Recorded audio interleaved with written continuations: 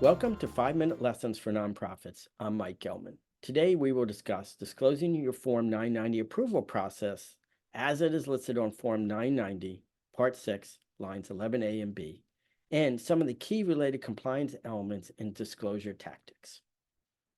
Page 6, Part 6, Section B of Form 990 starts with an interesting note right on the form. IRS states, this Section B requests information about policies not required by the Internal Revenue Code. This is an interesting statement. To me, it moves the focus to best practices, operational policies, trust and confidence, and not specifically a compliance issue. So looking at line 11A, it reads as follows. Has the organization provided a complete copy of this Form 990 to all members of its governing body before filing the form?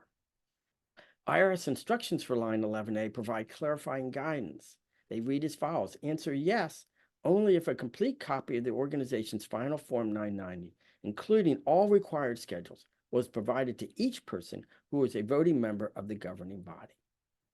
The IRS provides additional guidance through an example. The example reads as follows. The organization can answer yes if it emailed all of its governing body members a link to a password-protected website on which the entire Form 990 can be viewed. To me, this is just an example. There's other ways for delivery methods. And typically, I've seen circulating a PDF via email, even mail, or other delivery method. You could even seen it circulated at a board meeting, but that's problematic because all members might not be at a board meeting. And there's even others.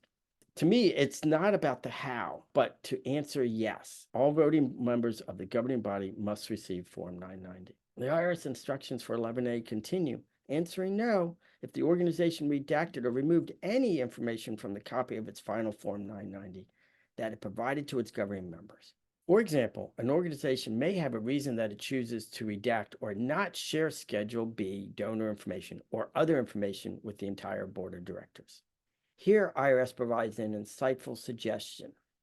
IRS states, under these circumstances, the organization may explain on Schedule O, Form 990, why it answered no to line 11A. This is another example of how Schedule O is very valuable in Form 990, providing opportunities to provide additional background information. Finally, for this section, it is important for me and for you and your organization to set the procedures for approving the 990 process and think about distribution methods for the Form 990. Are you using a safe portal? Are you using PDFs or some other method? Think about the email notifications to let board members know that this is coming and what the key dates are. And then, of course, in that all that information, you want to let them know what the filing date is. Usually, I like a window between 5 and 10 business days. Now, let's shift our focus to line 11B. Line 11B reads as follows. Describe on Schedule O the process, if any, used by the organization to review this Form 990. Like 11A, treat this question as having a transparency perspective.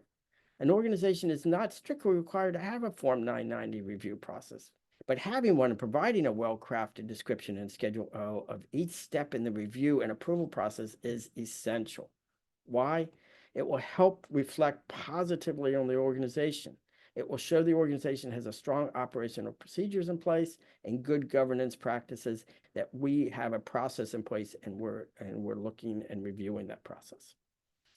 IRS instructions for 11B again provide insightful guidance. Describe on Schedule O, Form 990, the process for reviewing Form 990, including specifics about who conducted the review, when they conducted it, and the extent of any such review. IRS continues, if no review was or will be conducted, enter no review was or will be conducted.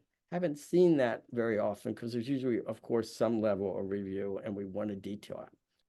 A few helpful planning tips to consider. 1, scan prior year Form 990 filing steps and Schedule O disclosures before the first draft of the current year Form 990 is received or prepared. Step 2, set expectations and notify the voting members of the governing body of this process in the key dates. And 3, review Schedule O disclosures related specifically to lines 11A and B, and make sure these are matching current procedures and see if there's some edits from the prior year. Finally, be aware of the important role of Form 990 as a highly visible ambassador for the organization. That's it for today.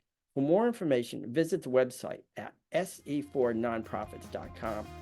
Also, check out our article on establishing a Form 990 review and approval process. See you next time.